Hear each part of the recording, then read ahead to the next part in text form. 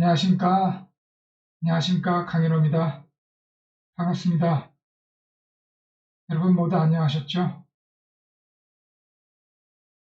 자유로운 행동가, 프리 액셔니스트 강인호가 돌아왔습니다. 여러분 너무 반갑습니다. 작년이 아니죠. 올해 2월 21일 마지막, 시즌 3 마지막 인사드렸는데, 한 9개월 만인 것 같네요. 코로나도 아직 끝나지 않았는데, 여러분 모두 건강히 잘 계셨죠? 백신 접종은 잘 하셨는지 모르겠습니다. 안 하신 분들도 건강 잘 챙기시기 바랍니다.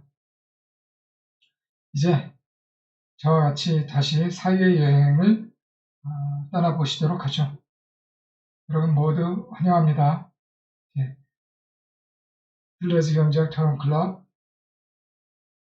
시즌 4 시작하도록 하겠습니다. 우선 오늘은 스트림 방송이 아니고 이제 잠정 계획을 말씀드리는 시간을 갖도록 할게요. 본 방송은 이제 2주 후에 밑에 자막 나오죠. Return of the Free Actionist 11월 21일 15시 자유로운 행동가의 귀환 11월 21일 일요일 15시 오후 3시에 여러분을 만나 뵙도록 하겠습니다. 그래서 오늘은 시즌4 계획을 잠정 계획입니다. 여러분들에게 소개해드리는 시간을 갖도록 하고요. 2주 후에 만나 뵙도록 하죠. 자, 볼까요? 잘 보이시죠? 우선 쭉 볼까요? 먼저 신자유주의의 모든 것. 우리가 목표가 신자유주의 극복이 목표 아닙니까? 신자유주의 극복 프로젝트를 모토로 내걸고 지금까지 열심히 달려왔잖아요. 그래서 이제 본격적으로 적을 알아야 될 시간이 된 것 같아요.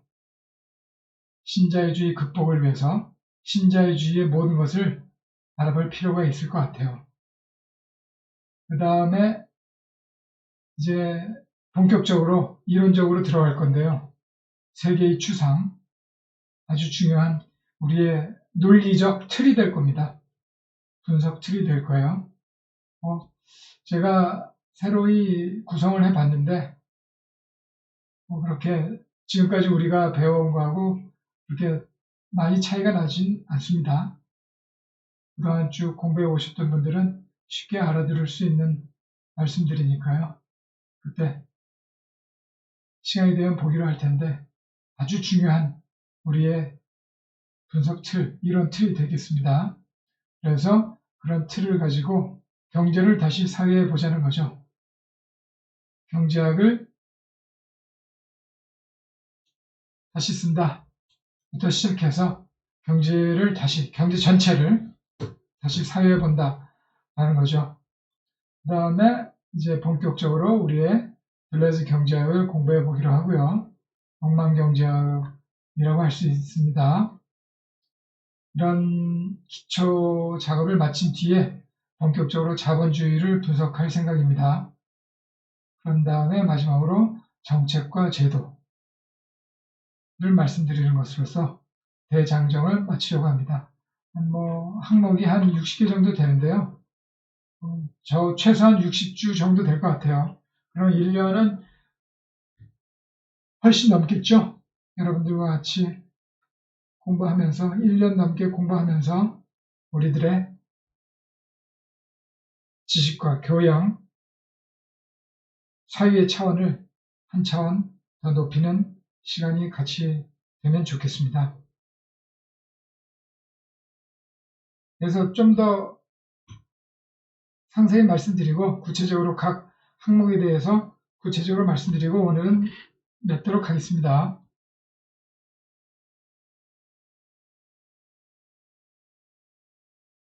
신자유주의 한 8개 항목으로 나눠봤는데요. 아까도 말씀드렸듯이 적을 알아야 우리가 극복할 수 있는 거 아니겠습니까? 그래서 샅샅이 한번 신자유주의의 모든 것을 한번 알아보자. 이런 취지로 성립 배경, 신자유주의 과정, 신자유주의 정책, 그리고 극복책, 무엇이 우리를 지배하는가, 그런 거 한번 여러분들과 수준 높게 토론을 나눠보도록 할 생각입니다. 신자유주의가 규정하는 우리 사회를 한마디로 부채경제로 할 수 있겠어요. 부채경제에 대해서 여기에서는 라짜라또, 마우리치오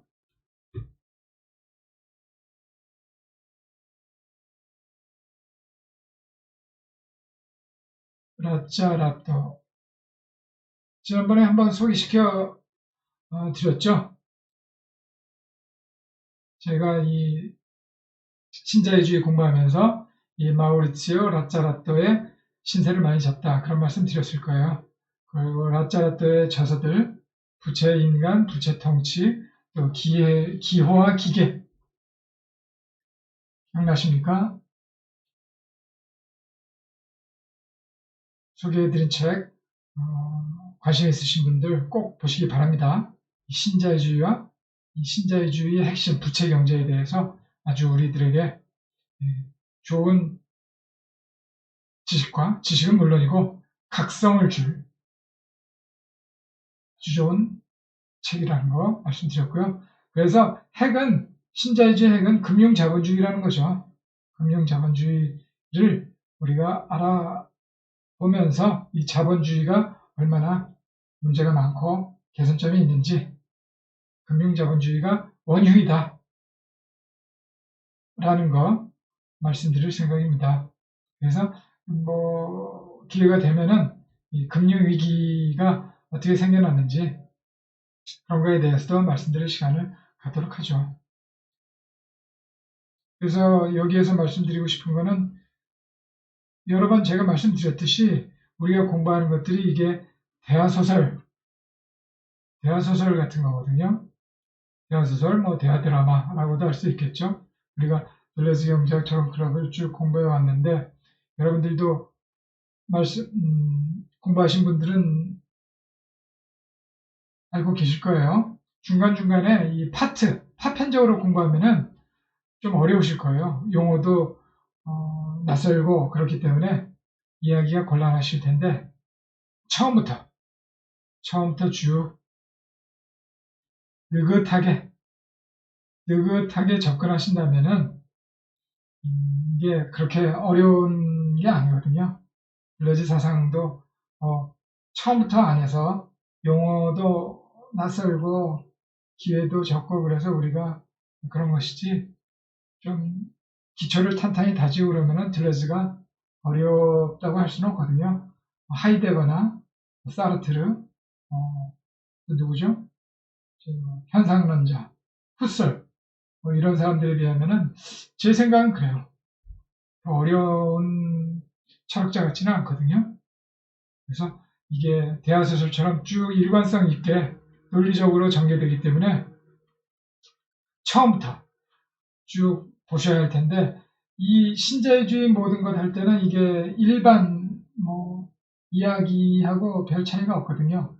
그렇기 때문에 여러분들이 마우리치오 라짜라또 얘기하는데, 그렇게 들레즈나 과타리처럼 전문 용어를 많이 필요로 하는 게 아니기 때문에 신자유주의 공부할 때까지만 해도 여러분들은 쉽게 알아들으실 수 있겠는데, 이 세계의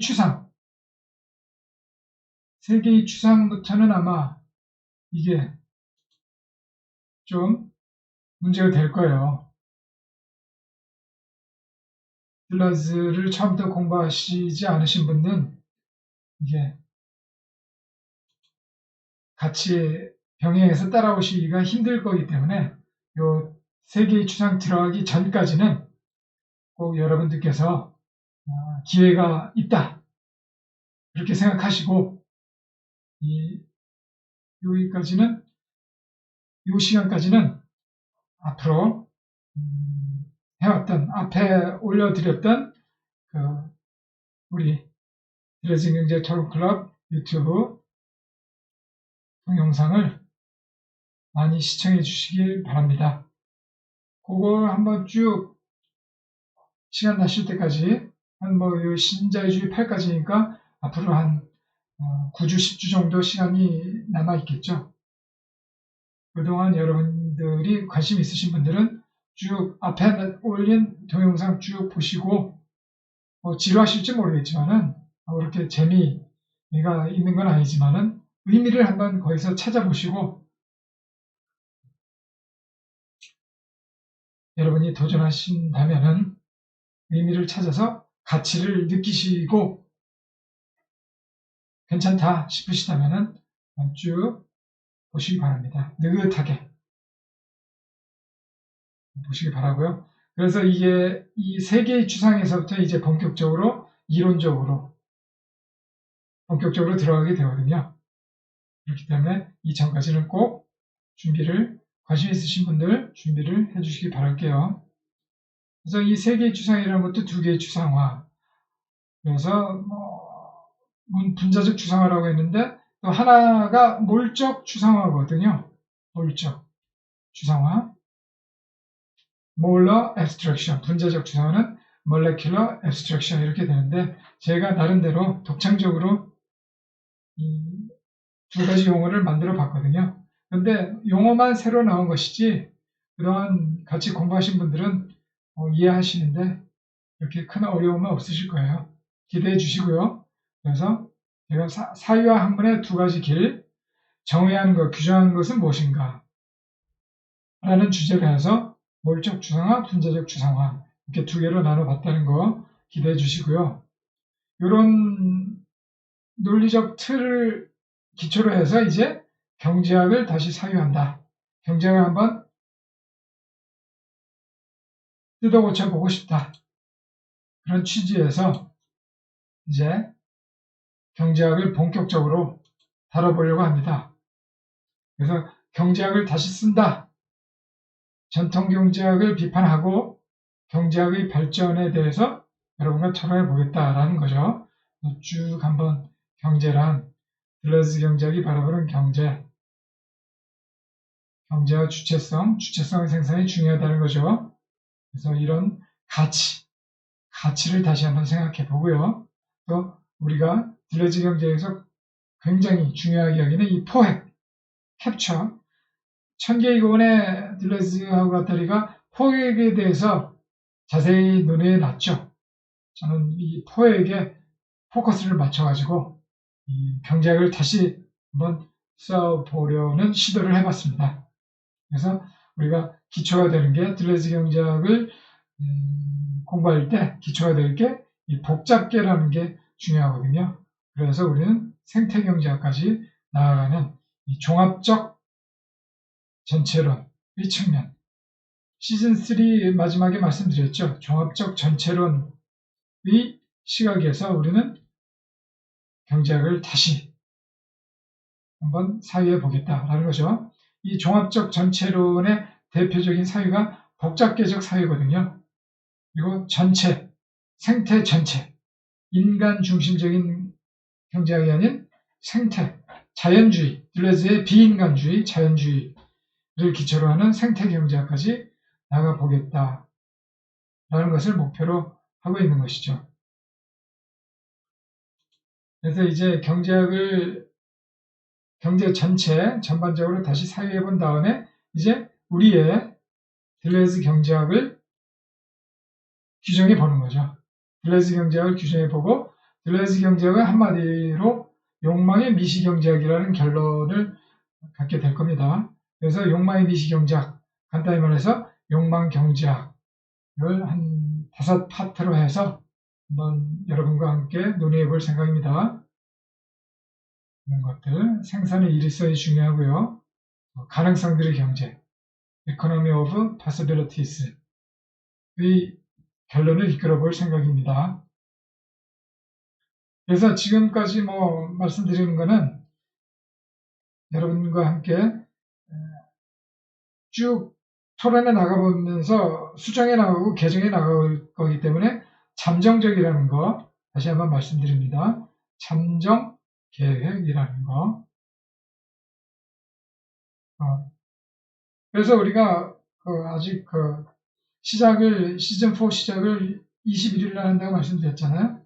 그때까지 한번 잘 생각해 보시고요. 또 제안해 주실 거, 그런 거 있으면 제안하고 추천해 주실 거 있으면 많이 해 주시기 바랄게요.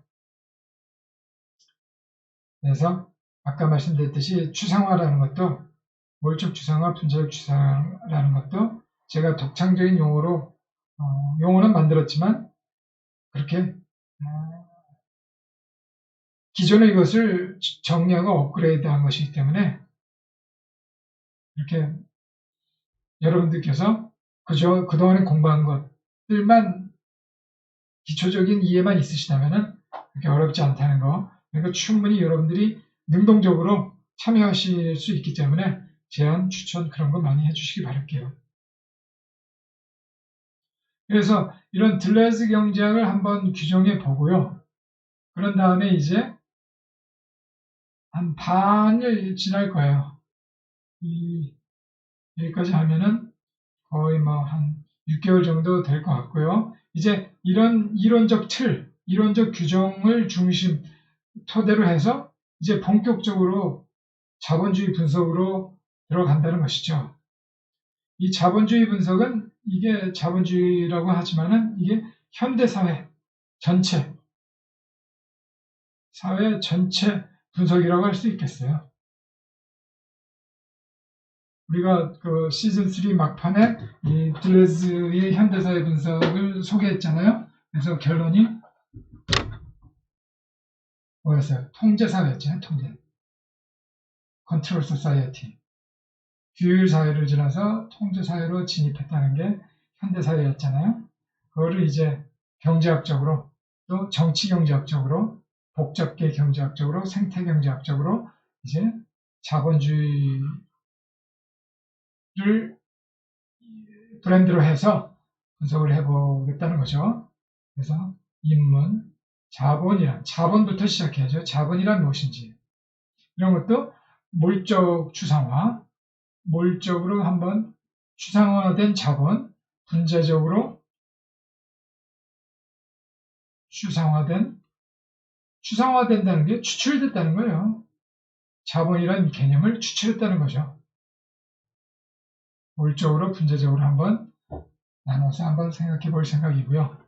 그래서 블레즈 아틀의 자본주의 규정, 그 다음에 기호체제가 중요하다는 거, 우리가 배치론 하면서 기호체제, 원표적 배치로서 공부했었죠. 그래서 우리는 이와 같이 포획이 자본주의에서 대단히 중요하다. 경제 자체에서 이와 같이 포획이 중요하지만 자본주의에서는 특히 중요하다. 라는 거 공부할 거고요. 그래서 보편성과 자본주의는 보편성과 지속성이 있고, 자본주의의 운동의 핵심은 추상기계의 운동에 달려있다는 거. 그래서 현실 자본주의의 모습도 알아보고요. 자본주의에서 혁명은 어떻게 돼야 되느냐. 분자혁명이 중요하다. 라는 거죠. 그래서 대안적 주장들, 그래서 정리해보고요. 그래서 자본주의 정리하는 차원에서 우리가 정동자본주의를 한번 결론 삼아 얘기해 볼 생각이고요. 그리고 이런 이론과 분석을 바탕으로 해서 이론, 그다음에 분석을 바탕으로 해서 이제 정책과 제도의 설계, 정책과 제도의 설계가 있어야 이제 하나의 학문이 완성되는 거잖아요. 그래서 마지막으로 정책과 제도를 한번 알아보면서 이제 대장정을 마치려고 합니다. 그래서 경제 정책 일반에 대해서 한번 알아보고요. 정책이라는 게 정부가 만드는 거 아닙니까? 정부의 역할에서 중요한 게 민주주의 될 것 같아요. 그래서 경제민주화가 대단히 중요하다는 거. 경제민주화가 있어야 우리는 실질적 민주주의가 될 수 있다는 거죠. 우리가 뭐 4년마다 선거하고 대표를 뽑고 해봤자 민주주의가 실질화되거나 참된 민주주의가 되거나 그렇지가 않잖아요. 경제민주주의가 핵심이라는 거예요. 민주주의를 실질화하기 위해서는 경제가 민주화해야 됩니다.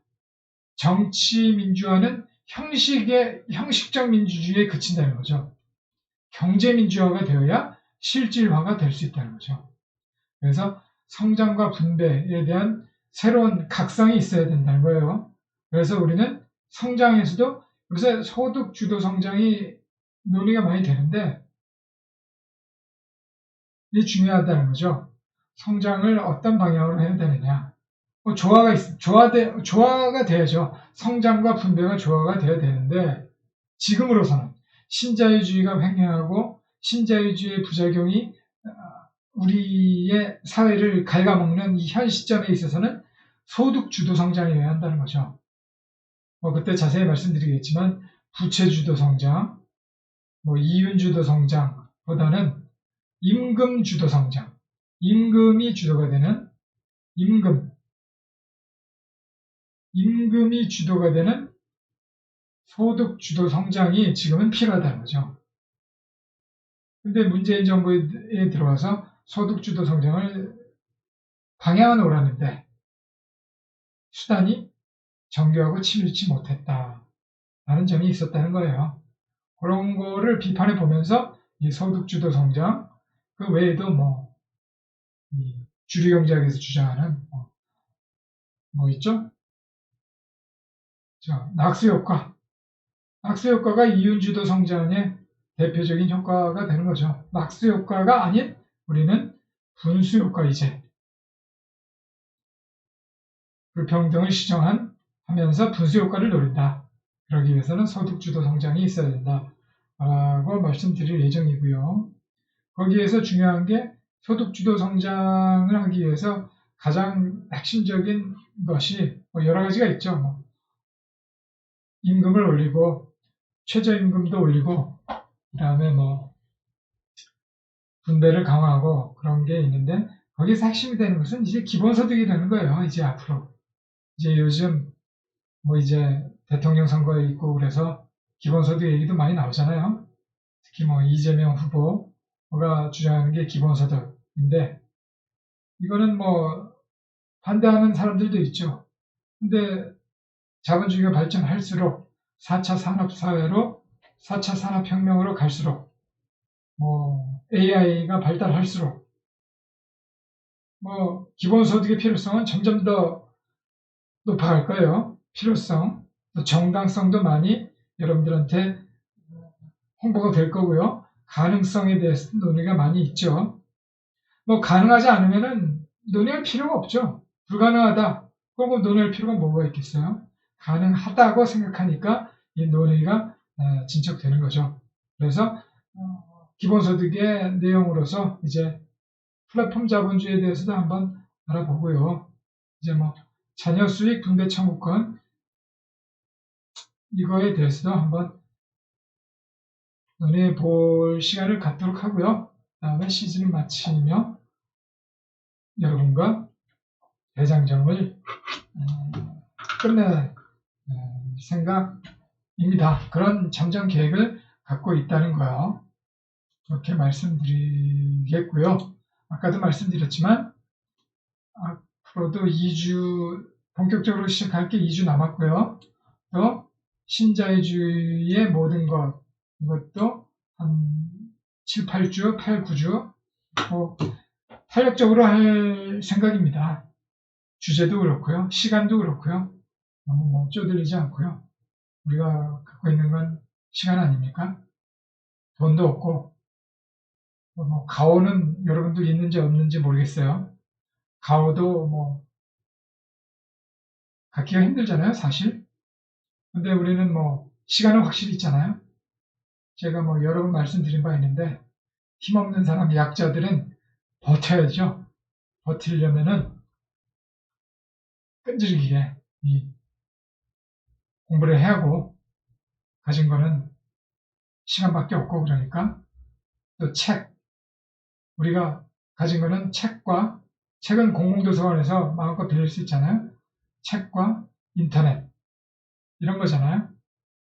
그래서 제가 무슨 말씀 드리려고 했죠? 그러니까 이런 시간을 많이 갖고 있으니까 쭉 여기까지는 전문 용어가 조금밖에 없다고 그랬잖아요. 일반 서술로도 일반 이야기로도 우리가 이 신자유주의의 모든 것까지는 우리가 충분히 서로 얘기할 수 있으니까요. 지금 처음 들어오신 분들, 특히 처음 관심을 가지시는 분들은 이제 세 개의 주상 들어오기 전까지는 앞에 올린 시즌 1, 2, 3 쭉 한번 느긋하게 시간을 가지시고 여유롭게 한번 들어주시기 바랍니다.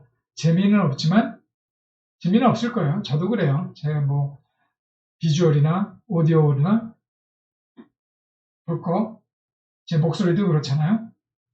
그렇지만 거기서 어떤 의미를 찾으시거나 가치를 찾으시는 분들은 한번 들어보실만 할 거예요.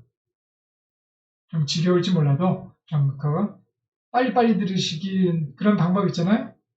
1.25배, 1.5배 속도 있게 들어가시면은 쭉 한번 들으시면은 처음부터 들으시면은 어려울 거 없을 거라고 말씀드렸죠. 그렇게 한번 시도해 주시기 바랍니다. 뭐 이 정도로 말씀드리고요. 이제 다다음 주죠. 11월 21일 일요일입니다. 15시 오후 3시에 다시 만날 것을 약속드리면서 오늘 녹화 방송입니다. 오늘 동영상 마치도록 하겠습니다. 그때 뵙도록 하겠습니다. 건강히 다시 뵙도록 하죠. 안녕히 계십시오.